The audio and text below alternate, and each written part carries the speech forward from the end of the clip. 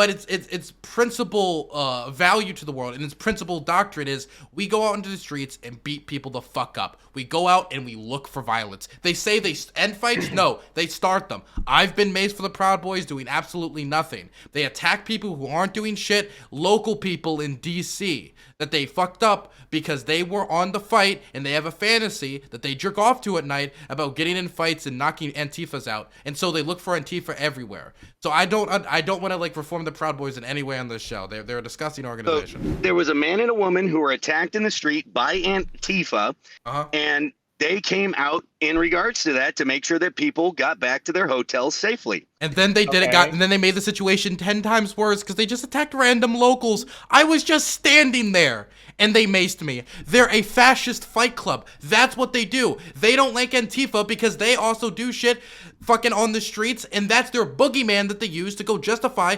fucking everything up. How did burning the property of a local black church in DC help in the fight against Antifa? I don't understand that.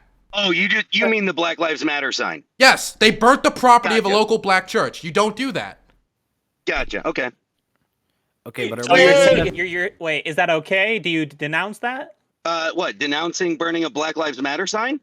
On their property? On someone else's property. They didn't burn it on their property. Yeah, they stole it and then burnt it. Which, I mean, great. So they stole the property and burnt it. It's still their property. Do you denounce it or not? Do you denounce that? Do you denounce it? It is illegal. And I believe Enrique was you know what you with sound like? You sound like sounds like a Democrat politician that he doesn't like so much. I understand it. Look, conservatives and black churches have a long and friendly history. I understand. Oh, Jesus. Jesus Christ.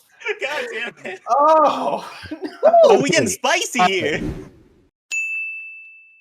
It's so we'll still do about 7 to 8 minutes for everybody to do openers on the topics and closers respectively for their 7 to 8 minutes.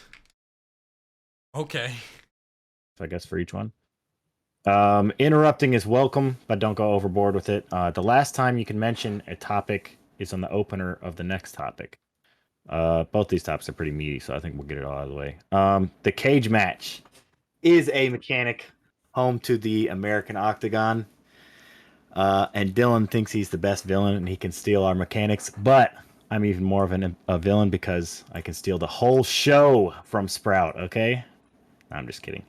I am operating in lieu of Sprout, who is unable to stream while he is deployed or whatever he's doing on his mission for our amazing country. Okay, so shout out to Sprout. Go follow him on Twitch and on Twitter. He'll be back in due time. So yeah, the cage match. Each panelist have one opportunity to call a cage match. When a cage match is called, the challenger and the challengee will have 5 minutes to talk, and only they will be allowed to speak. I will not moderate this. During this time, everything goes that isn't TOS. Following the 5 minutes of the cage match, both the challenger and the challengee will be muted for 3 minutes so the other panelists can speak. The host also has the ability to call a cage match. So that means me. So start if Chad is going crazy and wants me to call a cage. Somebody just sent me the context. Let me listen. Let me listen to this. Yeah. I mean, at this point, I feel like you see the whole joke is I'm gay, so I can't read. I only sense vibes. That's my only ability. That's my only sense. I don't have any eyes. I'm not actually looking at anything. wait, where's the Okay. This is gonna be a show. 2 topics because they're kind of broad and meaty. So, yeah. If everybody just wants to go around and introduce themselves, we'll just go from right to left. We'll start with Hans and just go over. Yeah, sure. Hey everybody, I'm Hans, the nicest guy on Twitch, or the greatest villain, depending on what side of the drama you're on. Great to see everybody here, having a great night. I'm excited to chat with everybody, have some real conversation. I love arguing with conservatives, and there's not nearly enough of them, so I'm really, really excited for this in particular. And thank you so much for having me. Not sure if you want to find me. You can find me at Hans of Harkir on Twitch, Twitter, YouTube, all that sort of stuff. If you're concerned because my name is very similar to Haas or Infrared, just understand that I am the wider one. I am larger than him in every frame of reference. So I'm the big guy, and he's the tiny man. So everyone have a great debate. I'm really excited for this. All right. Okay, go ahead, Dylan Burns. My name's Dylan Burns. While most people know the meme around veterans is that while they're deployed, people mess with their wives, I mess with their panels instead. And I stole the cage match, and I'll steal the octagon too. I'll make Hippie to be octagon. That'll be the next panel I do. I'm gonna do big brain. Hippie to be big brain. Hippie to be bird brain. Hippie to be infrared showdown. I'll steal all of it. I don't care. And then I'll copyright it so the original people can't even use it. Yeah. Nice. Okay, and Dylan Blay. Yeah. Hi, I'm Dylan Blay. Unfortunately, I have not stolen anything from anyone on this panel yet. That's soon to be changed potentially if I can, because I've got some pretty wild takes. So hopefully we'll get to some of those tonight because we plan on diving into them on the second topic. Very excited to talk about that one. I guess you can find me on Spotify under my name, Dylan Blay. You can find me on YouTube under the same name. And yeah, that'll be it. Okay, Tiberius. All right. Hello, everyone. My name is Tiberius D. I am the super nerd extraordinaire. I talk about geopolitics. I talk about sci-fi, Star Trek, Star Wars, the whole 9 yards. If you're interested in all the nerdy shit, my place might be the place for you. And if you like my stuff, I'll give you references at the end of the show. All right, American Revolution. Josh Ellis, also known as American Revolution 2.0. I am a constitutional nihilist and own mymilitia.com and have a YouTube channel. Ran the May 1st anti-lockdown protests and just like to talk shit to liberals. Amazing. Talk wordy to me. Go ahead. Hello, name's Wordy. Talk Wordy to me on Discord. I'm a libertarian socialist, so basically, and prim in my brain and calm in my heart. I talk about politics. I talk about like economics. Basically, the whole goal of my entire stream is knowing I'm stupid and getting a little less stupid every single day by learning something new. I recently covered the whole Build Back Better bill thing. So basically, I'm trying to learn more things and be able to make better debates. I'll actually be debating at ANCAP on December 10th if you want to check that shit out. Nice. Okay. And of course, again, I'm American Nacho, obviously the most important person on this panel. All right. So the first topic is pretty broad. So I don't know if you guys want to split this up. You guys have it in text in the group chat. We can decide that. I'm just going to lump it all together because I think it all kind of ties together. So the verdicts are in on Rittenhouse and Arbery. What do we think the impact will be on the justice system? And then also on the Republican and Democrat parties generally, as well as in the upcoming midterms. How do we think this will affect the general temperature of the political environment? For example, there's still spaces like TYT claiming that the verdict was unjust and that Rittenhouse is a white supremacist, all this other stuff. And then there are Fox News's and other pundits on the right who basically are playing Rittenhouse as a hero and encouraging other people to maybe go out and do things or protect their spaces. Left spaces seem to not really be mentioning the Arbery case, and it seems like some right-leaning pundits like Tim Pool seem to be like hesitantly questioning Arbery and the verdict, but with like a ton of qualifiers. Yeah, so that's obviously really broad. You guys can start it wherever you want. If you want to make it short, and we can just jump right into open panel. It's up to you guys, but yeah. We'll go ahead and start with we'll start backwards. We'll go with Wordy to start for opening. Yeah, Rittenhouse, Arbery cases, the consequences, I think, are pretty fair for how the situation developed. In terms of how this is going to affect midterms, I don't think it's really going to have a significant effect. What's more than anything, it seems to be, is a lot of hubbub in terms of like getting people like riled up in terms of like the arguments on like critical race theory and how like Democrats are trying to push a socialist agenda, and it's kind of like those rhetorical flourishes, while like the Democrats are just like really bad at like optics. They're good at getting like good at like policies they propose, but they're bad at optics, right? Like all the stuff they've been proposing. Well, we just recently passed the infrastructure bill, but the optical nightmares that come with passing those are the biggest issue more than anything. Is we basically have to be able to like sell these things so hard. And if we can get these things passed, then we're going to like probably do pretty well in the midterms. It's like a really rough, rocky road right now. I don't know what's going to happen. But yeah, like we have people like Christopher Rufo and James Lindsay who have been like organizing and pushing like scare tactics amongst like the Republican voter base. And that's kind of what is a big contributing effect we see with like the Virginia shit. is it's that whole entire riling up the voter base more than anything. Okay. Let's go up to Dylan Blay. Yeah, so I guess my takes on this are pretty moderate. I don't know what to say other than I don't really think this is going to have too much of an effect on the midterms as far as policy goes. I pretty much agree with Wordy.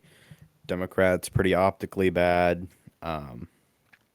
Sometimes ineffective. Scare tactics get pushed from a lot of the Republican Party heads and organizers and leaders and things of that nature about things like CRT, socialism, Marxism, cultural Marxism, whatever you want to call it. Other than that, I don't have too much to say on this topic. Okay. Dylan Burns. So, everybody said that certain things were going to happen after the Rittenhouse trial, and basically none of them happened. The first thing that I heard was that people were going to riot and burn down every city in America, and that we were going to see hell on earth, and that didn't happen. And I know that if it did happen, we'd all hear about it, because if the media loves anything, it's a good riot. It's good for TV, it's good for viewership, get the fearmonger. Arbery case, happy that those 3 fucking lynchers are going away forever, hope they die in prison. Other than that, whether this is going to affect the midterms, I think the fact that people can predict exactly what's happening with this specific case, when the rioting hasn't really happened out of it, the media has generally moved on from the Rittenhouse case. The Rittenhouse is going to be a sticking issue, probably people in the established in the right, but those are people that were never going to go to the Democrats anyway. I doubt it's going to be much of an issue in the midterms period, and I think anyone really predicting like what's going to be a big issue in the midterms right now, I think you're being a little preemptive, a little quick to the gun. Definitely when we consider that we all thought that all the factors that were going to be in 2020, right, after the midterms 2018, we didn't know what was going to happen in 2020. We thought we did, but then COVID hit. Then we got a recession. Then we had the debate about lockdowns. Then we had a debate about how fast we get the vaccine out, vaccine implementation. None of that was expected in 2018 after the midterms, or even in late 2019 when in December when we started hearing about COVID, right? And so I think right now, everybody making this prediction about this is the thing that's going to decide the midterms, or oh, the Democrats are screwed. It's too early to be making those predictions. It's not even 2020 yet, and 2022 yet, and people are making hard predictions how the Democrats are going to get smashed. They could get smashed. That's a possibility. It is a possibility that Joe Biden's approval rating screws over the Democrats, and the gerrymandering that the Republicans are trying to attempt to do on the state level makes it though it's going to be very difficult for Democrats to win. That's certainly a possibility, but people are jumping the gun. We just got an infrastructure bill passed that is going to have a positive effect on the lives of Americans, that has an approval of the vast majority of Americans. When you talk about Joe Biden's economic policy, when it comes bit by bit by bit, when it comes to him battling the economic recession that Trump got us into, he has been passing policies that are universally basically popular. Child tax credits, the insulin cap, the direct deposits into Americans' banks, which was held back by the Republicans. Making that determination right now, I think, is silly. Okay, Tiberius D. Yeah, so it's a cold day in hell when I agree with the left, but largely I just 100% right with this. Is that I don't think the barometer really changed with these 2 cases. A lot of people said that the right or the left, somebody was going to fleek out, and no one really did.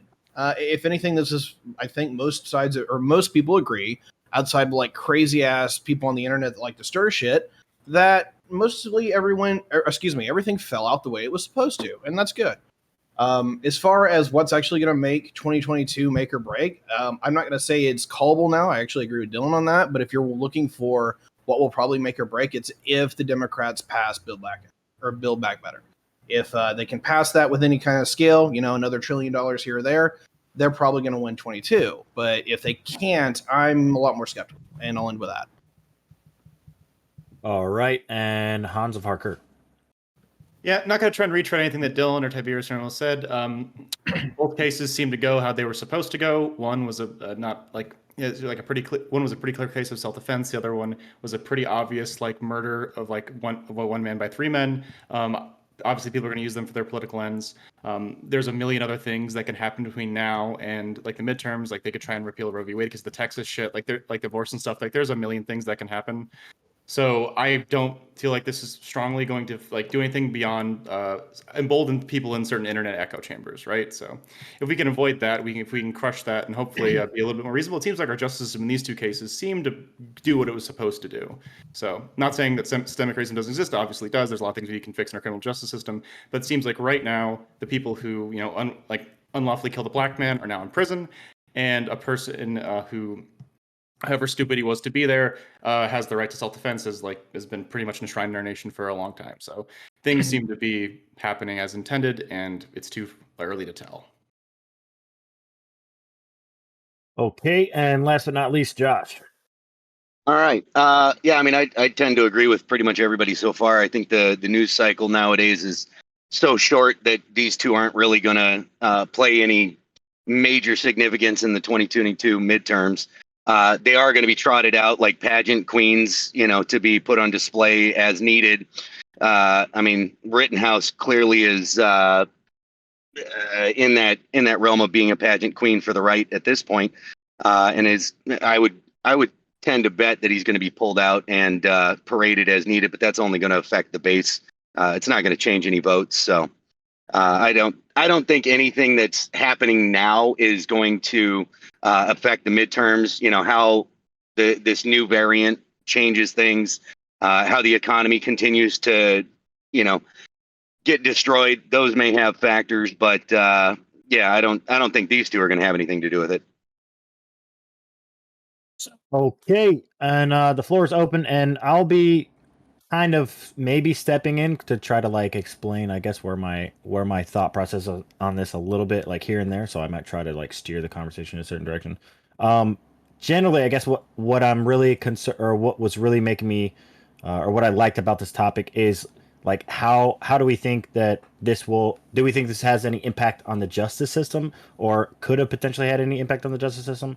And then the temperatures of the political environment beyond the Democratic and Republican Party larger. So the media influence on both sides and stuff like that. So it's going to be extremely frustrating just because I assume Republicans are going to take the Kyle Rittenhouse thing and just use that as a catch-all to completely discredit anything the liberal media says. And it's going to be really fucking annoying for every left of center person in the debate space online for the next 9 months. And it's probably going to happen in some actual Republican debates, because the Republican zeitgeist is considerably, I'd say, more crazy than the general Democrat zeitgeist, which is probably considerably more moderate. So that's going to be extremely annoying, and I'm not really sure how there's a counter to that in the media cycle. So if someone has some hopium for me on that, I would love to hear it. I was wanting to hop in here. Dylan, I was wanting to ask you specifically as well. We can't make any hard statements. We do have to kind of work with what we're given to maybe speculate to some degree. So I was Dylan 1 or Dylan 2? You Burns. Oh no! I'll just call you. Can we call you Blay? Okay, I'll just call you Burns. I'll call you Blay for the sake of simplicity. Okay. So while we can't necessarily speculate, we can kind of point towards things where people are maybe more agitated about, which typically on Republicans, they're going to vote more generally than Democrats, because the weird demographics and whatever, and the level of faith in your system or something. But specifically, I was curious is what do you think about maybe the relationship between the whole agitation about things like CRT as a rhetoric point, and then how that maybe affects the the voting process, I guess? I think critical race theory, while of course it's a boogeyman, right? It doesn't really have much of an effect on the local on local level, or on the schooling of children. Obviously there's a lot of school districts in this country, but the amount of hubbub it's getting in comparison to how much of an issue it is, I think is quite silly. And I think it's really more of a specter for a different issue, which has to do with teaching about racism in schools generally, right? Because there was this poll that came out, and about 30% of the country have a very negative view of CRT, which is a lot less than most people actually would assume. And if you ask that same group of people polled, What do they think about teaching about the ongoing effects of racism in America? That same 30% came back saying no, they don't like that, right? And so it's a specter for a different conversation, which talks about racism and its ongoing legacy in public schools, right? So I think it's going to be a boogeyman the same way that like BLM is a boogeyman, right? It'll motivate a certain group of people that might have voted against the Republicans in the last election in 2020 because Trump was on the ticket, but with Trump not being on the ticket anymore, we're losing those voters. I'm a part of 21st Century Democrats, and we actually did a study recently talking about the warning about this very phenomenon, saying that we're going to lose the suburban voter possibly because Trump's not going to be on the ballot, and due to the fact that we don't have the industrial, like mid to low size communities like we used to, it could mean possibly a disaster in 2022. And so I think when it comes to specifically CRT, it's basically, I think it's no different than say BLM in my opinion. Yeah. Just to say specifically though, is like when we look at like different counties that were kind of like seeing school boards, like we saw like an influx in like school board participation, and like the whole, like the whole rhetoric, it's like it's anti-white and all that bullshit. Like we see what the effects are. Kind of, it's just like more engagement, a lot more like conspiracism. Like, oh, they're trying to deny the process, they're trying to deny us access to like what our children are being taught, and like while it's not like like it's not actually being taught, it's kind of like a lens of analysis more than anything. But we have to understand like how these boogeymans kind of get like brought up and how they kind of like drive voter bases to vote more. So like if you are concerned about like teaching, you're going to directly vote for the party that you think may like be able to like help like make sure your kids are being taught properly or whatever shit. Yeah. Sorry, you got to be careful in terms of like what you say, because like I just moved to Virginia. I got to see like Youngkin like win in real time, and a big part of that election wasn't so much the Democrats like kind of stayed home. Democrats are actually pretty active. I think it was the most people who voted in a like gubernatorial election in Virginia like ever, like outstripping the last couple elections. It's just that Republicans increased their numbers by almost like 500,000. It was fucking nuts. So we have to be extremely careful, and I think McAuliffe like fell into this hole where of the people who voted in the election, I think it was like 20 to 25% said like education was their biggest issue, i.e. CRT. And this guy during a debate said, something along the lines of like, I don't care what like parents want to teach their children. And again, I think like most people on this panel, or at least like the lefties, will say, hey, we probably should have some kind of like national curriculum or some baseline to make sure that kids like aren't taught, that the earth is 6,000 years old and crazy shit like that. But you got to be like able did not fucking say that on debate when a bunch of people are fucking terrified of like what we're teaching kids in schools. So that's just like an optics, like tactical thing that you have to be careful about, because Republicans are very riled up, even like in off years. And I'm not really sure. And that can definitely like bite us in 2022, even if Biden is doing a lot of good stuff, which he obviously is. So.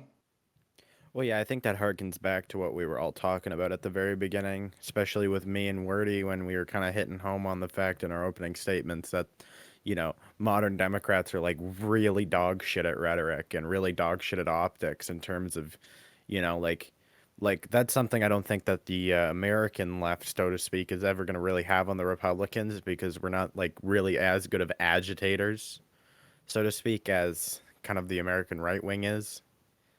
So this is kind of like making me like rethink of like some of the stuff that I was thinking about while I was like thinking about this topic. So with Rittenhouse being acquitted, basically it seems like to some degree like this is a big dub for Republicans, because I know by being on the right, being in these spaces, like a lot of Republicans and people on the right and conservatives generally feel that Democrats were definitely vocal about coming after guns, coming after like restricting gun making gun laws more strict, and there's obviously crazy people on the internet that are saying like take them all away, and those are the voices that the right hear. So we feel that, and it seems like instead of like, obviously that's not working. Moderate Democrats are never going to go along with that. Generally, Democrats and people on the left with a head on their shoulders are not going to go for restricting gun laws. So it seems like instead of doing that, we're just going to go after anyone who exercises their Second Amendment right. And it seems like this was a perfect opportunity to crucify Rittenhouse, and then it didn't end up going the way they thought it would go. And it seems like this is a big boon for Republicans, which, as someone who's a much more moderate Republican, kind of worries me, because I don't know if I trust the Republicans that may be elected in the midterms. So that's kind of like some of the thought process that's going through my head. So, Well, I mean, if we look at the Republicans that are running in the midterms, if I'm being completely honest, more and more of them are, what's the polite way? Fucking whack jobs, nutters, crazy, insane. You're seeing more and more people on the ticket believing in just blatant conspiracy theories, and those are the voices that are having the biggest sound on the right? We're talking about Marjorie Taylor Greene, Lauren Boebert. We're talking about like the Jihad Squad. Oh, I saw Ilhan Omar walk in with a backpack bomb, right? And then we see, following up, Marjorie Taylor Greene doubling down on Steve Bannon's podcast. Oh, by the way, public note about Steve Bannon, he helped console Jeffrey Epstein on how to talk to the media about how he's sex trafficking children. Just a note about the former president's national, one of his cabinet members. And so, personally, it's hard for me because I do have friends of mine that I do think are rational conservatives, people who care about God and gun control, right? These are like issues that I can understand because, you know, I grew up in a religious family and I understand having like a lot of family members who care a lot about guns, and I'm somebody who doesn't care about gun control. But it's hard for me to see these whack jobs gain more and more influence, right? And Liz Cheney losing her position in the Republican Party, one of the most powerful people in the Republican Party, not because she took some terrible conservative stance. She voted more in line with Trump than the person who replaced her, but because she didn't buy in the lie about the election being stolen. It's hard for me to really view the Republican Party's ballot on 2022 as either, you got like two options. Possibly you'll have somebody who's not completely insane but still has terrible policies, or an actual whack job. Yeah, I mean, like this is like the real issue is like when we run into like electoral politics is right is like it's very much a personality game. It's like who can get the most appeal. When you have like people like Beto O'Rourke says we're going to take your guns, then like everybody loses their shit over that. But then you have like if you have like Democrats like Biden, while he was able to win, right? Like, but the problem comes is his tepid approach. While it's like it's good in terms of like getting legislative agendas through, the problem comes is how much appeal you're going to have as a person, right? You hear all the memes like Sniffy Joe, all that bullshit, and like it's really frustrating. Is like you see Democrats doing good things consistently, and then they get shit on every single time, and it's like, come on, and it's just really frustrating. So I would hesitate in regards to just saying like, oh, like because like Joe Biden is like say like unpopular and exciting. I think Joe Biden is about as like popular as like a Democrat can really be right now. You said like, oh, it's good for getting legislation passed. Yeah, like if we're gonna win in the midterms, I would hopefully think that's because like on the backs of like a pretty progressive agenda that we just passed. But if people say, oh, like Joe Biden wasn't popular, again, like he won the Democratic primary, he has like been able to advance like probably like, you know, it's really sad to say that this is going to be probably the biggest legislative accomplishment in like recent American history, but he's done those things. So I'm not really sure if we have a more popular guy, like people that go back and forth of whether he should even run again. Like I can't even see someone like replacing him just because right now it seems like he has the Democratic Party on lock. And if we actually replace him, unless he like dies or something, it's probably just going to show a massive level of like, you know, freaking out from the Democratic side. So Joe's kind of like the best we got right now. So yeah, I'm not saying you're. I know, but like it just feels like saying like, oh, yeah, be more exciting, like well, poggers. Like I agree, like, but how? Like we still got to. Well, our political landscape is both legislation and election, right? Like those are like the two main lines of like how you build like support. You build like people like voting for you more. Like those are the two main lines. And the problem that comes is like with Democrats is it's like the exact opposite. Republicans are great at optics. They're great at like riling up voter bases to vote more, but they're terrible at legislative agendas. While like Democrats are kind of the exact opposite. And the frustration comes is like where we may have like more consistent long-term like growth. Like we have to understand is like even if we're getting these things passed, we still see like support like decreasing for people like Joe Biden. Like we need Joe Biden because he's an incumbent at this point, you know, like incumbents typically like win more. So we need him, but we also have to understand it's like really frustrating because it's like everybody just wants to crap on him. We so confused. I basically just called the Republican Party like a group of, they're all whack jobs and nobody just trying to figure out. I don't know half the people on this panel. Who are the right wingers? Is one of them Tiberius? Like what is? Hey, like we're building interstates like fucking crazy. We're just not working on like social spending and Build Back Better because we don't believe in that shit. Sure, but we have also been seeing issues in terms of like trans rights and like these social issues, like we're like making sure people get like baseline level of access. And we see with like a lot of Arkansas bills, there was one like saying like people couldn't get like HRT, people couldn't compete in sports, and then we had a protest recently about like ensuring like abortion rights maintained in places. Like we can get the infrastructure passed, sure, but there's also other issues that kind of like fall at the wayside and get like pushed back against in like this whole process. It's like this, it's really frustrating, is like, and especially in like a red state, is like this stuff like really matters to a lot of people, and it's just like it gets screwed over a lot, you know? I mean, it definitely gets screwed over, if you will, but there's a level of this where how, like, the things that you issued or that you talked about, how many of those are actively on the Republican Party platform that they even want to deal with? Well, yeah, I mean, like, yeah, I mean, that's the whole issue, is like when we get things like infrastructure passed, and those are overwhelmingly popular, but we think of like other programs where people are like, people's lives depend on these things, right? Like those things are really important. Like, well, also the infrastructure issue is like that stuff was already in the works a long time ago. This is just like the actual end consequence, and the people who are in power at that point, like especially with like the Bella Vista highway access, those people are already doing those things. It just came as like it came to a head now. So it's less of like the legislative agenda doing it. It's more like continuing the previous policy, you know? Well, I just forgive me if I'm wrong here, but that's usually the Republican Party doctrine. They work on state legislators. They work on getting very specific agendas. Most of the time, it's infrastructure. Most of the time, it's just tax cuts for big business. But on the other side of that is that, at least from what it seems like they want to do, they tend to get it done. Not saying whether you agree with it or not, that's entirely the other category. But I mean, Jesus Christ, Texas passed one of the biggest abortion witch hunts that we've ever seen in the nation's history. It's not like these people do not get what they want. Sure, I'm saying is in terms of like when we talk about like actual like good things for people, right? Like the problem comes is like we look at infrastructure, like on a state level you can get some infrastructure passed, but for the most part we haven't like had this much investment in an infrastructure program until like now ever, right?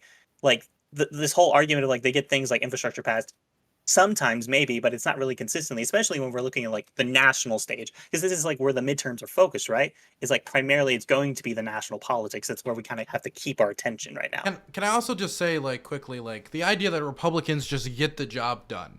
I mean, Afghanistan, Iraq, repealing Obamacare, the wall. Trump didn't fulfill 53% of his campaign promises, a lot less than President Barack Obama. And I believe like the next like 23% or 22% was compromised, and he only got like 23% done. So they do get things done. I just think like the stuff they do end up getting done are usually just like tax cuts for the extremely rich, and most of the promises like they were gonna do, like making like Mexico pay for the wall, don't ever like end up surfacing. Yeah, so like I'm not going to defend the Trump presidency for many reasons, but the whole thing here is that one where I'm getting into is that I was looking more at like the state legislature, and is where Republicans seem to have a lot of success, particularly in municipal elections as well, in county elections. But if we're talking national level, I'm not really impressed with either party at this point. Now, granted, I am okay, or I've said on panels many times recently that I'm actually thrilled with the Democrats because they passed the infrastructure bill, which Republicans got 80% of what they wanted out of it, and they still didn't sign off on it. When Mitch McConnell negotiated the motherfucker, like, what? Guys, this is our bill. Sign on for the damn thing. Well, But I mean, sorry, if you want to. Yeah. Anyway, just to finish out is like literally one of the biggest Republican accomplishments is that we started with a $6 billion possibly build back better, and it's been walked all the way back down to what, $230 billion of new spending, part of the whole $1.2 trillion of spending that we were going to do anyway. To a large degree, this is an absolute win for the Republican Party. They literally negotiated the Democrats down to nothing, and they weren't even on the table. Like, literally, the Democrats did this to themselves, and the Republicans got almost everything they wanted. Like, I'm just pissed off that we didn't sign off on this. Well, we have to keep in mind, like, the face of the Republican Party is basically Trump and his legacy, right? We see, like, more, like, electoral, like, candidates or, like, current elected offices like Marjorie Taylor Greene, is these people specifically, like, take his rhetoric, buy into, like, his type of messaging, and, like, take that process, and, like, we have to ultimately understand this is the face of the Republican Party, as much as we like hate to admit it or not. And like basically, a lot of Republicans are just contrarian as fuck. Okay, Look, Yeah, you might be right, and if you are, I hope not, because I don't like the radical right of the party. Like the MTGs of the party are absolutely fucking insane. I'm not a big fan of Trump, never fucking was. I want some more rational, moderate Republicans in the mix, right? I miss And my. I want unicorns. You know. Well, I mean, the problem is that a lot of them stepped away or they stepped out, and I'm kind of hoping that people Because they're that going are to still- lose. Like No, they might. They no. They're getting pushed Look, out. Like they're getting if like they- attacked by the if Trump they- apparatus. Like, Yeah, they're- I know. If they do, then the party's fucked, because you're literally going to see them try to pull an actual fucking coup in 24. But if you actually have significant pushback in 22, where you have Liz Cheney say, no, fuck you guys, I'm in for the fight, and you have a number of other moderate Republicans that are really getting pissed off with this shit, then we might actually have a fight for the Republican Party. And I hope that the moderates win, because quite frankly, this right-wing extremism shit is not okay. It's not So fucking okay. this actually ties right back in, if I can, real quick. This actually ties back into exactly some of the thoughts that I was thinking whenever I was creating this topic. Is like part of my problem, Right when it gets interesting.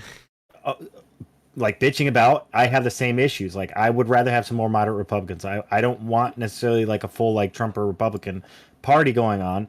But unfortunately, part of the reason why Rittenhouse even happened, and part of the reason why militias were being formed, and why the Proud Boys were getting so big, etc., is because the left media kind of seemed to almost like harbor this sort of like more violent aspect to their like protests and stuff, and instead of like just addressing it and being like, yeah, violence bad, don't do that shit, it just kind of happened.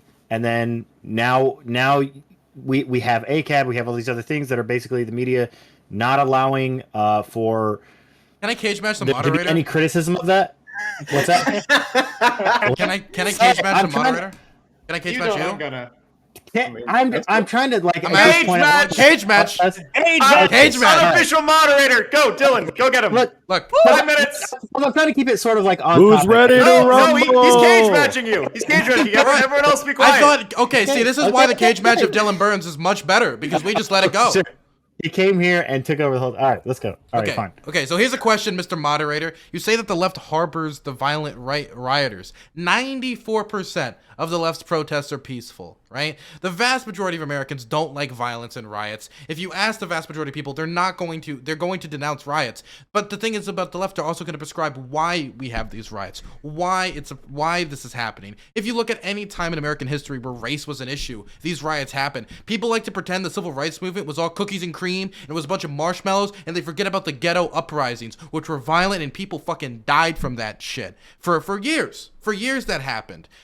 And you want to know what? It was probably a lot more violent during the civil rights movement than it was recently. I'm actually Right, but we're talking about in a first world country, in this America, like in a 21st century America. Like what reasoning is there behind going and burning down, especially private property? Like at the very least, as much as I hated the fucking 100 days of like burning the fucking federal building in Portland, at least they were attacking the right target. Rioters, you know what I mean? Like, I don't condone any fucking violence, but at least then they're going after the government, not after a bunch of Riots isn't a thing where they're like, well, we're going to burn down the CVS and it's going to bring about change, right? Rioting is a pressure valve. It's something that builds up and happens because societal woes are not addressed. This happens in every society in the world. Let me ask you a question. In Lebanon right now, the economy's fucking failing. It's in the fucking gutter and the people are rioting. Are there riots bringing about a new age of prosperity? No. Yeah, but that's not America. That's not a Not first America. world nation. In this country, the we majority have not the loudest voice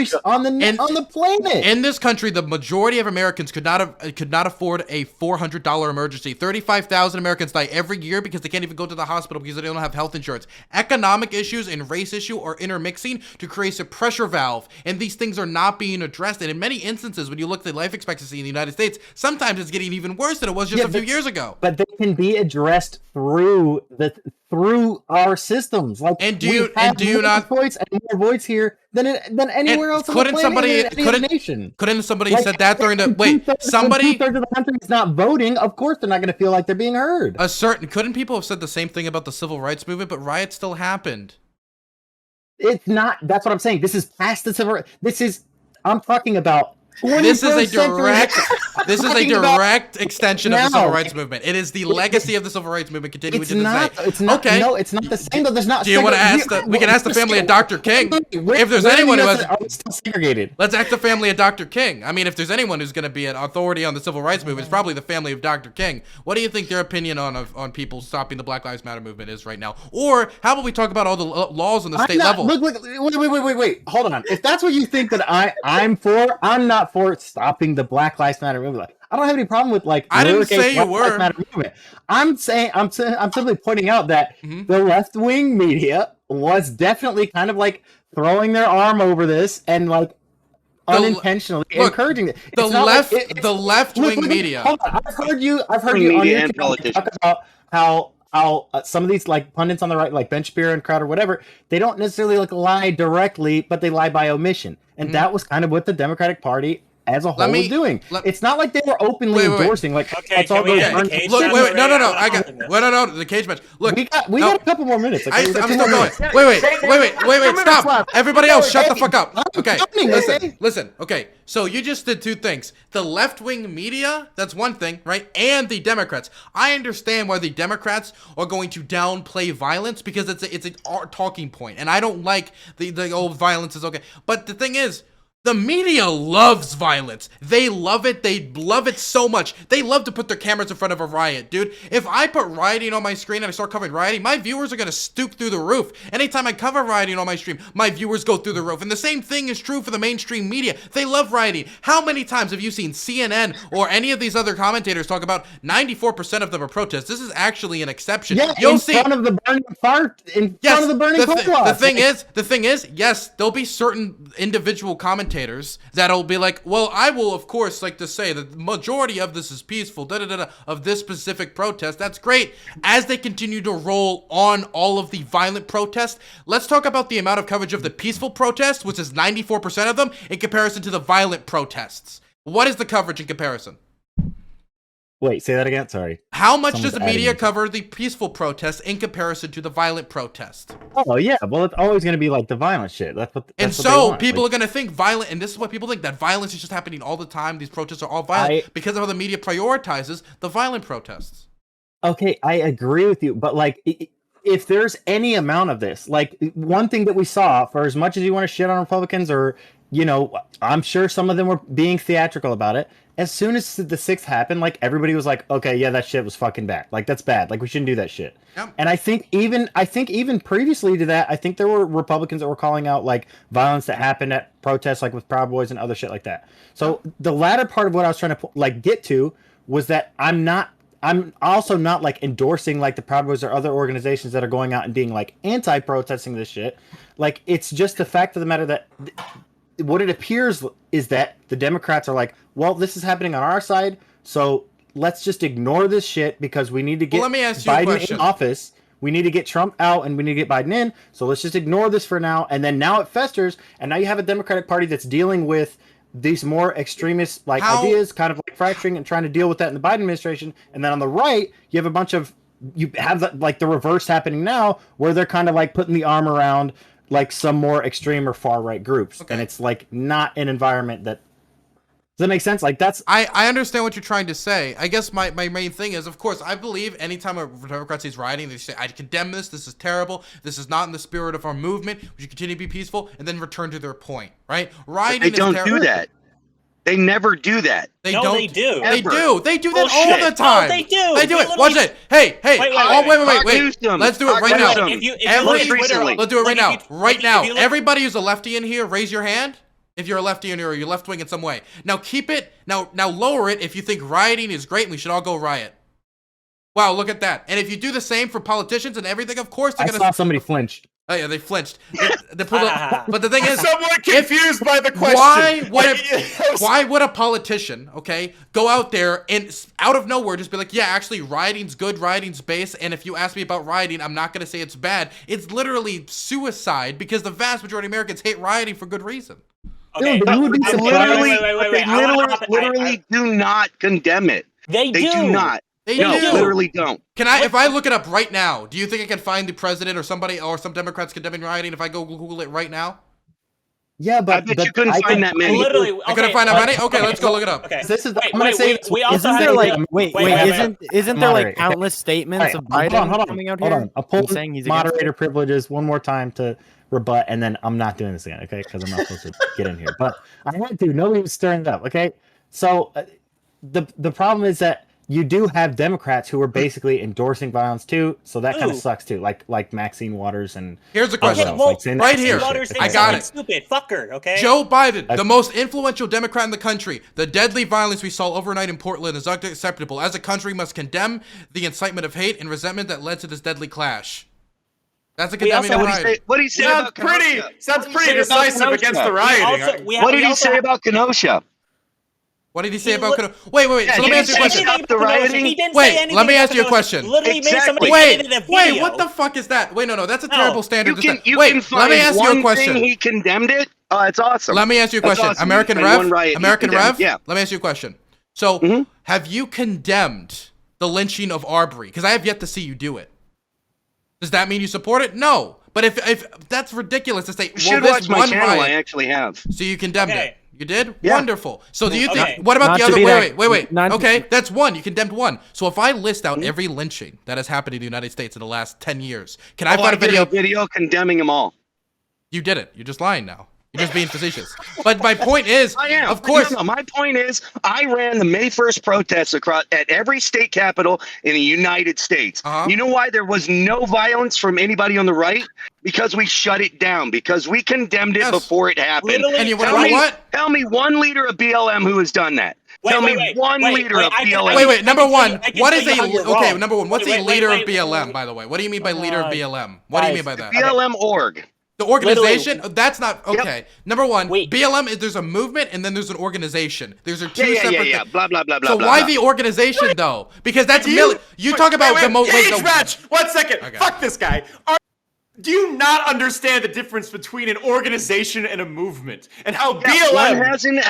I got it entertaining. You're welcome. And do you guys understand that? Because you call every right wingist a fucking a white supremacist, We a said that in militia this chat. guy. Have we said it? Wait. Are you gonna attack? Are I you gonna said attack us? Kate Dillon. Shut the fuck up. No. All right. Muting everyone. All right, org guy, you not understand the difference. When, most of the time, I would say intelligent lefties like Dylan here, like I don't know the other Dylan, and then Wordy, pretty solid people. When we say, hey, this is like a white supremacist organization, we're normally talking about the fucking Proud Boys, which is like actually also an organization. There's no Proud Boy movement. There's a Proud Boy organization. There's not a 3%er movement. There's a 3%er organization. And No, if there's the- not. and See, if what, the- wrong right there. Wrong right there. There is no 3%er organization. There's the 3% originals organization, and then there's a bunch of organizations that So you just said that there wasn't an organization, and then immediately said there was an organization. It's a Facebook and merchandise group. They're an LLC. They're not like any kind of organization like out there promoting anything. But they are. There are groups that actually slap 3% in their name because it's an ideology. Groups that slap it in their name as part of the ideology, would you not call those like organizations? If like, oh, I'm training with like a group of people to potentially. But they're not like, the 3% organization. They are. They're part of the 3% movement. And you're They're gonna ignore completely unaffiliated. And you're going to ignore the Proud Boy thing as well. Are they not an organization? Well, I mean, I actually know how the Proud Boys are actually organized. There is one organization, and then there's a bunch of individual chapters that are completely autonomous. So they Sounds- would be part of the Proud Boy movement, as you would actually lay it. So there's an organization. Wait, that- no, and there's, that's like, not different even chapters true. Of that shut organization up. that all get like That are completely autonomous. they're all completely autonomous. Every single Yep. one of them's up. There's not Yep. like a specific leader of the movement who like gives. Not currently, no. Did they change it this time? What's the current one? Or like what's the There is no current one right now. Enrique was the old one. right? And do you realize it's still an organization? Like if they took out like the leader of it, right? It's still there. When you like and going back to like the BLM thing, You Mhm. said like you don't understand like the difference between the organization and the movement. Like the No, I didn't organization. say I didn't understand the Oh, okay, difference. so see that you understand I'm saying that the no, difference is this nominal. this is no, it's not nominal. The original organization is like explicitly Marxist and it's very, very small. The actual movement is the largest civil rights movement in American history. And you had tons of liberals, some conservatives, a lot of fucking centrists that all support, and they're not fucking Marxists. They're not part of the organization. They are actually part of that movement. So when you say, oh, BLM is an organization, and then like use the organizational like Marxist shit to decry the entirety of the movement is really, really, really fucking stupid. I mean, that isn't at all what I did. I just said blah, blah, blah. But I mean, it's like, it's about the same level of intelligence in terms of what you said. So like, No, you used a lot more words. I didn't need to express what I had to say. and it was blah, blah, blah. Yeah. Okay. All right, I'm good. That's what. All right, yeah, there's about 15 seconds left anyway, so we'll end it there. Okay, all right. Okay. Hold on. Let me unmute everybody. All right, everybody Okay, else is I back. do Wait, wanna- what? Those guys will Okay. be muted for 3 minutes. One thing I just gotta I'm say done quick. with that shit. If his standard is ridiculous, but I'll meet it anyway. Tonight, I hope that activists either stay home or hold a peaceful protest," said Lex Scott, a founder of BLM Matters Utah, in response to the violence that occurred in the city. There you go. There's a leader of the actual organization. Even though it's a ridiculous standard, I still met it. I also want to say that we specifically have seen reports of like Proud Boys and like different like right-wing groups that have gone and agitated protests. Hell, there were reported instances of right-wing people purposely agitating protests and trying to prompt riots, and like people at the protests were saying, shut that shit down, we don't want to get fucked. Okay, like we have those reported things. So like, well, we can say the protests, yeah, the riots are bad, right? Like those aren't good, but we also have to understand they aren't entirely unprompted. Things occurred pretty consistently for different things to happen. Either the police getting more violent and aggressive, or like right-wing groups, or sometimes even like the actual people protesting, they cause riots too. But like we have to understand, like what causes riots isn't just like a bunch of people are like, we want to burn shit. Like there's usually it's a response to something agitates whatever like lying tensions are in the crowd. Like this whole argument of like they're just purposely going and rioting, no, like something happens in that specific moment, causes like a ignite point, and that's like really stupid just to say like they're doing this, you know. Yeah, also with the train Marxist shit, isn't it only like 2 of 3 co-founders of the overall like organization, so to speak? Weren't those the only people that came out and said they were trained quote unquote Marxists? Like I think it's safe to say that any use of that is sort of propagandizing on the part of people who have like an anti-BLM agenda. So I don't really think it's safe to say that we can come out here and call this like a completely Marxist organization or anything like that. All That right, would just be Hans stupid. and American, you guys are both back in. I do want to say two last things. Why were we muted like in the first place? Like, did someone else do another cage match? After the cage match, you get muted for 3 minutes, Oh, so okay, that everybody okay. else can respond. Yeah. I want to say is the 3%ers, also styled 3%ers, is are American and Canadian far-right anti-government militia. That's an organization. 2 is like we also see like my brain is like losing itself. Yeah, there's something else. Come back to me whenever I get back to it. But yeah, like we understand like the organizations exist. They're often agitating different things, and we see like the frustration is like the BLM protest definitely spurred on a kind of like a lot of like right wing groups, because they like use like the riots as a means to like get agitated and be more aggressive and see like these consequences. But we also see like this issue wasn't just happening during the BLM protest. They've kind of been servicing slowly, bit by bit. Like we see in terms of like the Charlottesville riots, like these things aren't just like all at once. They have like a foundation somewhere. So Did somebody- this is a general question to the panel though, because I don't know the full lore of this. Weren't those like Proud Boys and groups like that in response to Yes. like other events or whatever that got out of hand, or what? I mean, you could No. say this. You could say the same thing about like BLM too. Isn't that just a movement that forms in response to a bunch of civil tensions rising between African American communities and disparities they face? Like, I think every movement in some capacity is reactionary.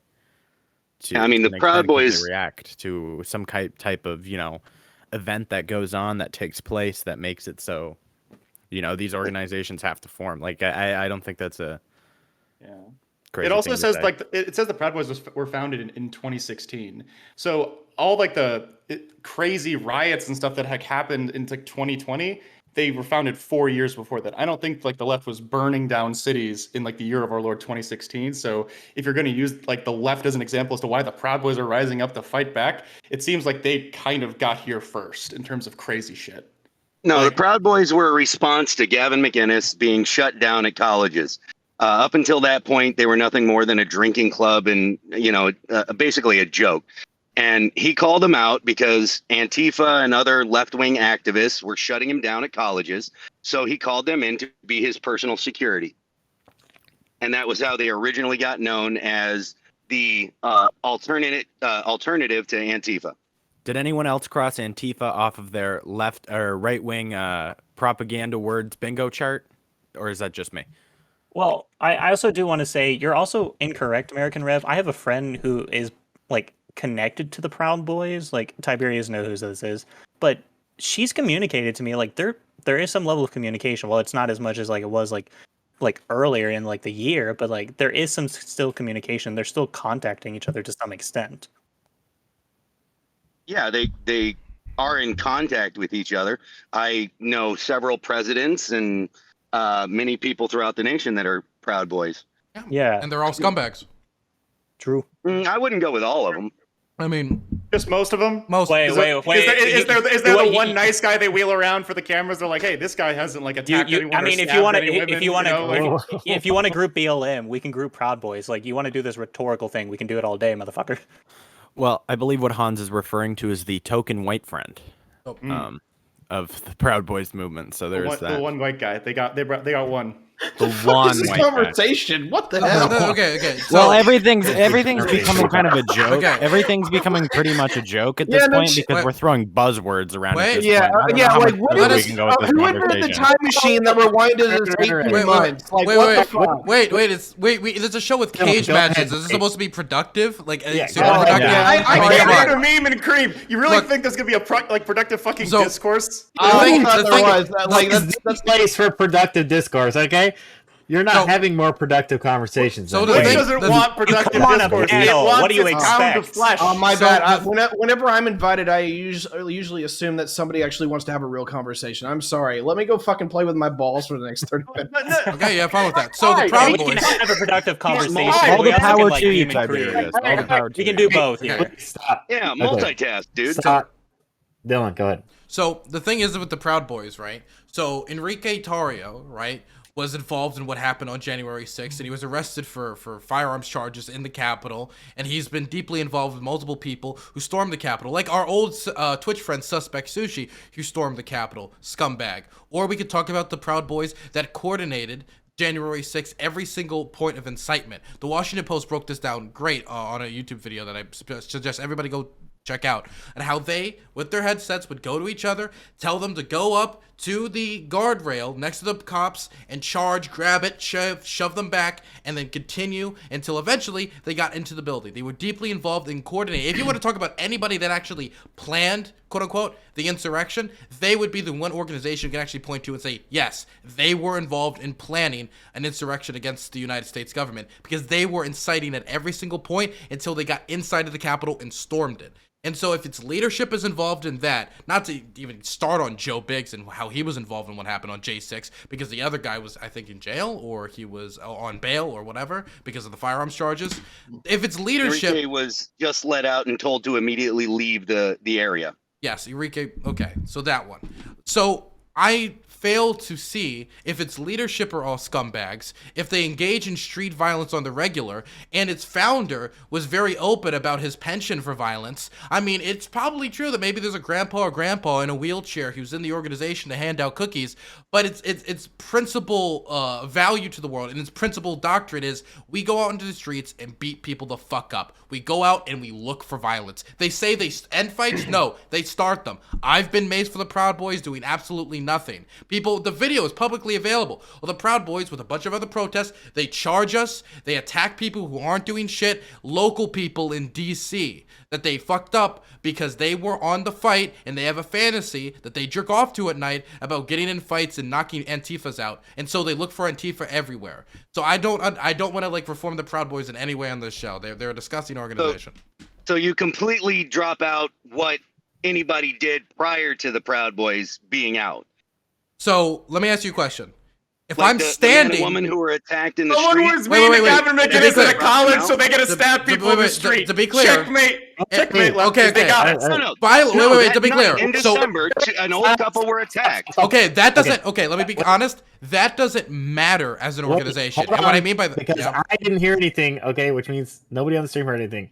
Josh, please, can you restate your point and then Dylan Burns respond? I said there was a man and a woman who were attacked in the street by Antifa, and they came out in regards to that to make sure that people got back to their hotels safely. And then they did it. And then they made the situation 10 times worse because they just attacked random locals. I was just standing there, and they maced me. I didn't do shit. The footage shows clearly. I'm standing there just watching them charge us for no fucking reason. There's one person literally with his hands in his pockets that they run up behind and sucker punch. They're a fascist fight club. That's what they do. They don't like Antifa because they also do shit fucking on the streets, and that's their boogeyman that they use to go justify fucking everything up.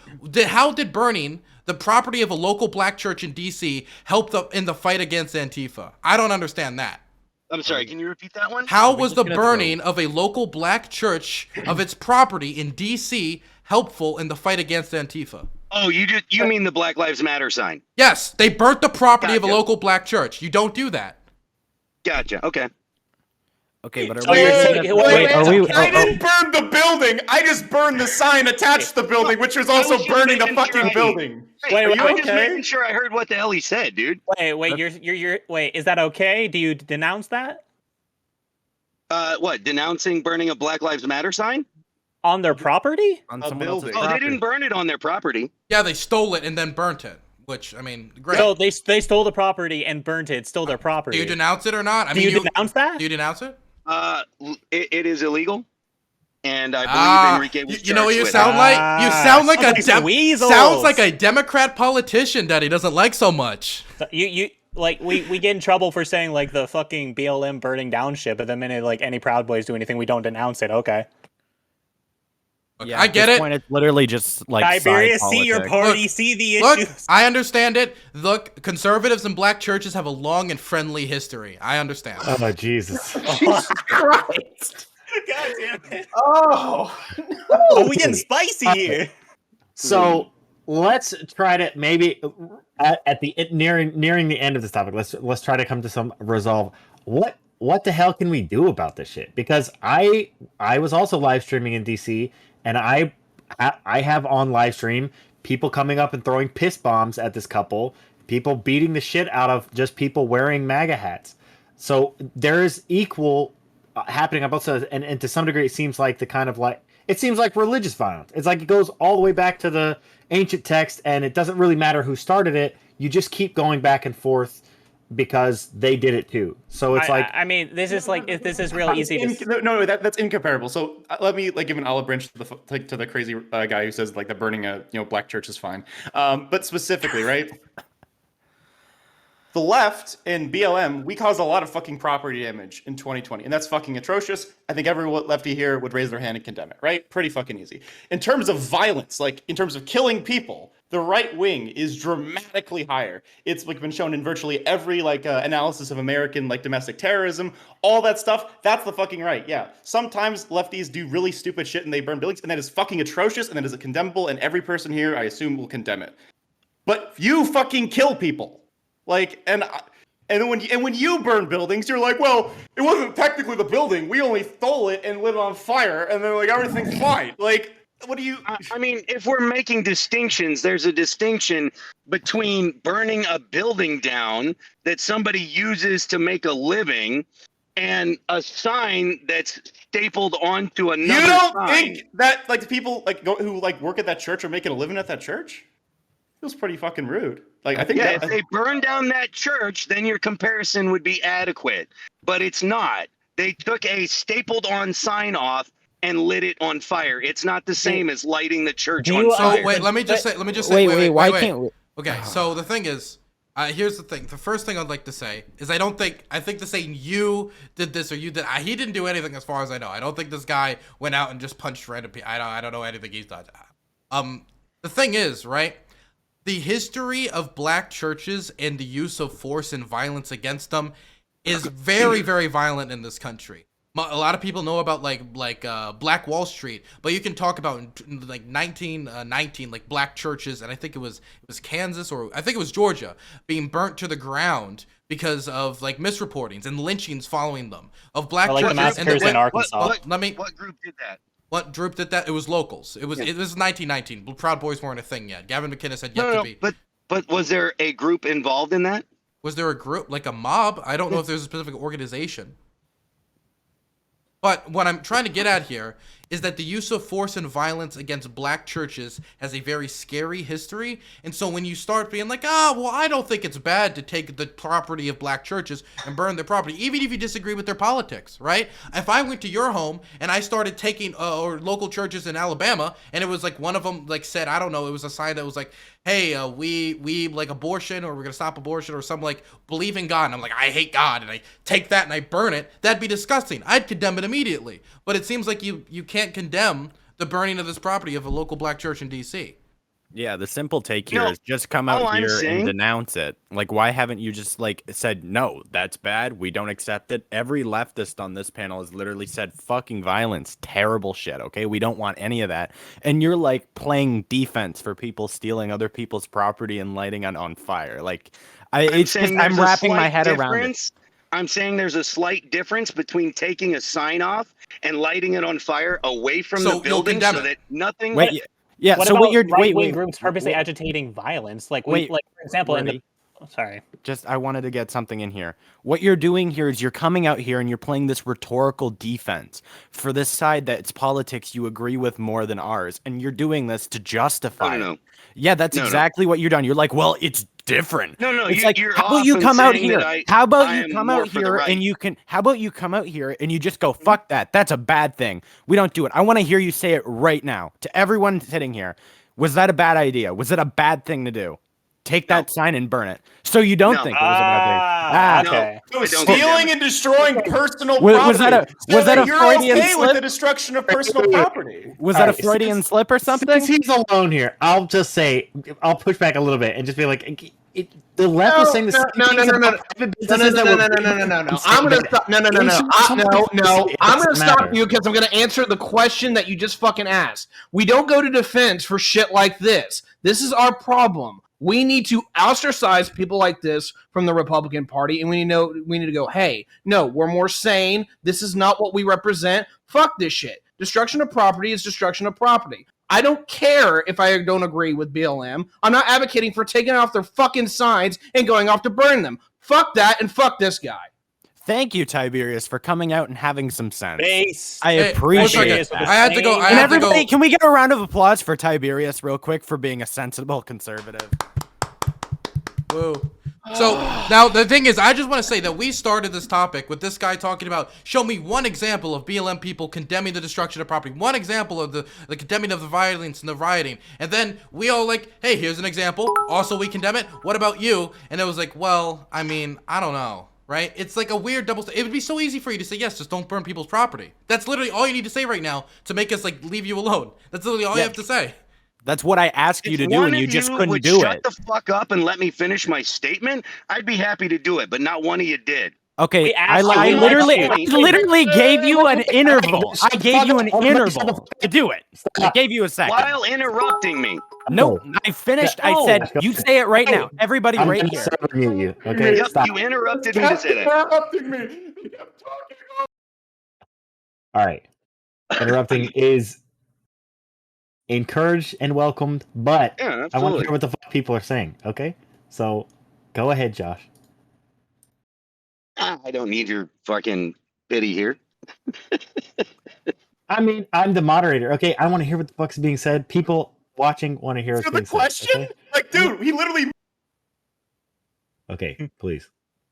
All I was saying is there's a big difference between taking a sign off and burning a building that is actually owned by a black business owner during a BLM rally. Okay. Which think one? it's so Okay, bad. okay. So let me say, I Which one do acknowledge. you I actually acknowledge. think hurts the black community more? Okay, so let me just say, I acknowledge that if they burnt the whole church down, that would have been worse. Or if they went through that, or that burning down a black business is also bad and worse than just burning a sign, right? Now that I've acknowledged that, will you condemn? Yes, I condemn it. Okay. Okay. That was There we actually go, going to be my thank you. follow-up. Yeah, you should not be stealing people's shit and destroying it.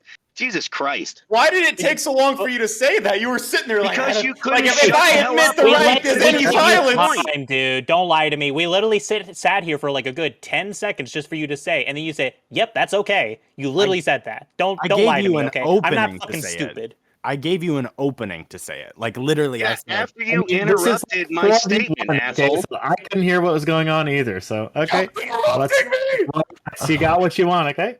Can we get Copes in the chat? Copes? I would like to Oh, say Cubs. Merry Christmas to everyone at home. Happy True.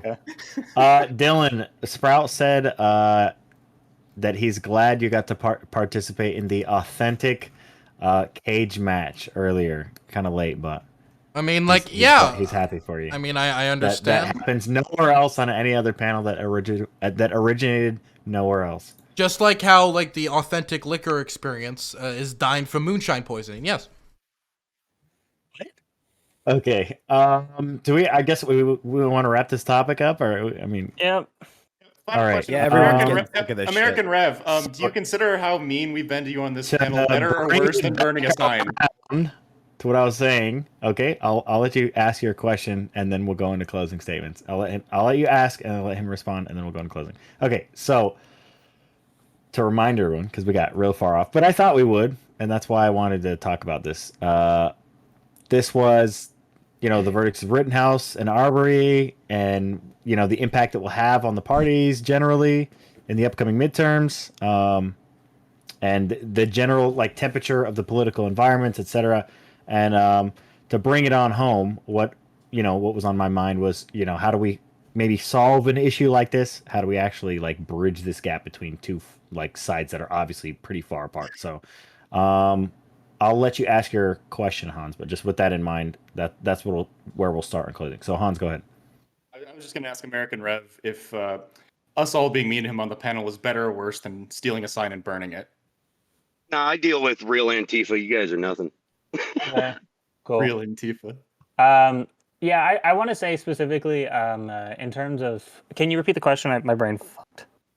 So I was just repeating the topic, but it's more so my question at the end was basically how we bridge the gap between two sides. That are so I'm far not apart. sure we actually can bridge We're the gonna gap. I'll just start with you, but we'll go right into closing. So we'll start with you. Okay. Go ahead. Yeah, I'm not sure we can bridge the gap at this point. The problem comes with these parties is the Republicans are fundamentally the face of their party. It's fucked. Unless you can utterly oust Trump from office in some beautiful rhetorical fashion or some way complete reorganization of rhino Republicans and all that shit, the Republican Party seems pretty fucked. You can try to negotiate with them as much as you can. I just think the only real solution at this point is just to vote Democrat, because a sensible party more than a fucking insane loony bin. Okay, that's just how I feel. Okay. Tiberius, go ahead. Sorry, can you repeat the question? I completely zoned out for a second there.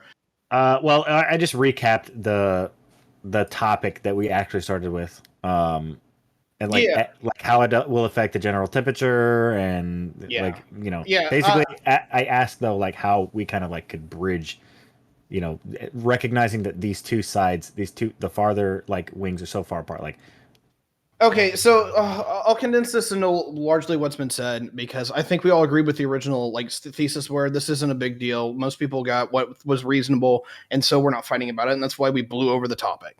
When it comes to what each party needs to do, look, I side more with the right than the left, but if the Democrats can actually do sensible spending and policy, I can be convinced to vote for Joe Biden. But they're going to have to do that, and so far they've been kind of lackluster, but they're okay. They're not horrible. The Republican Party has serious issues in regards that we need to keep our fucking extremists in control. Our moderates are not doing their fucking job at telling them what to do or to sit down and shut up. And it's not okay, and it's not working well. Now, I could say the same thing for the Democratic Party, but hey, whatever, I'm not a Democrat. But as long as I'm on this team, I'm going to suffice it to say that we need to do a better job at making the Republican Party something that I want to vote for and something that is desirable. No, I don't believe in the social democratic model of spending money like crazy on shit that actually doesn't build people up. There's a few things that you can do. Education's huge, infrastructure is huge. But most of this other shit, no, you're just spending money to keep people afloat. And I'm not in favor of that. One with that. Okay. Dylan Blay. I mean, this turned into this topic wasn't that productive on obviously the American Octagon, where we totally get things done all the time because that's what we're known for around here. It turned into a throwing around of buzzwords and shouting at each other and then cry bullying conservatives. But hey, what are you going to do about it? That's just the way the cookie crumbles, I guess. Well, that's okay with me. I'm more eager to get into this second topic because that's what I came here for tonight. Okay. Hans of Harker. Yeah, this was fun. I really hope the Republican Party looks more like Tiberius and less like Rev. And I also hope we win the election, even if winning it means Rev's totally unorganized friends will try and storm the Capitol and kill more Congress people. So, yeah. Okay. Josh, go ahead.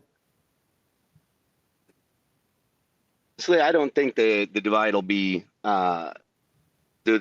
closed.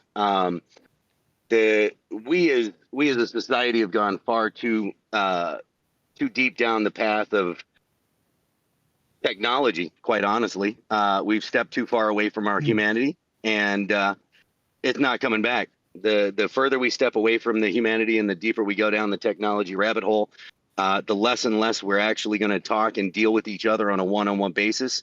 So as that happens, you're not going to be able to have civil discourse. Okay, and last but not least, Dylan Burns.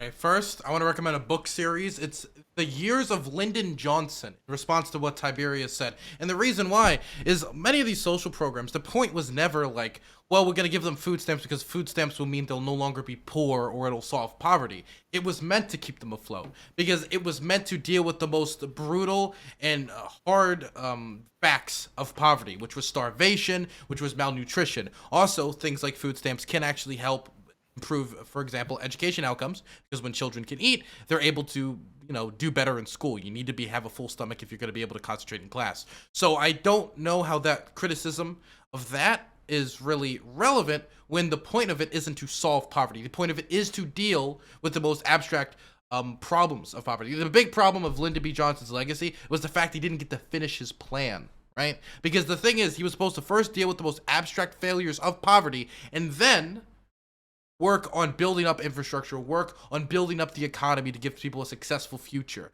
He builds the safety net and builds the society up. So I don't understand that criticism. But moving on to the idea that technology means that forever we will be in a state of civil war and all die. It's very doomer. I don't understand that. I don't think that it is impossible to have a civil society and also have technology. In fact, I think technology can help us produce a more civil society. Definitely when we've been able to see that like improvements in, for example, camera technology have made it so we can arrest people who are committing heinous crimes at a much easier rate.